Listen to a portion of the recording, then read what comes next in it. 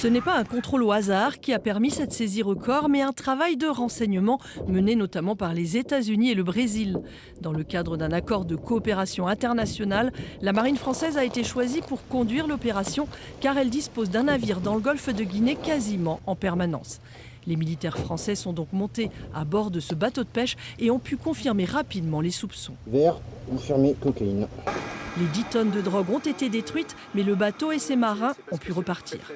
La France peut faire le choix de les arrêter, elle peut aussi faire le choix de faire ce qu'on appelle de la dissociation. C'est des choix qui sont faits en coordination avec le procureur de la République, le procureur de Brest en l'occurrence.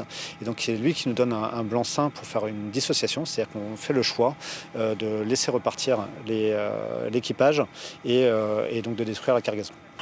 La justice ne tient pas à réitérer l'expérience du Winner.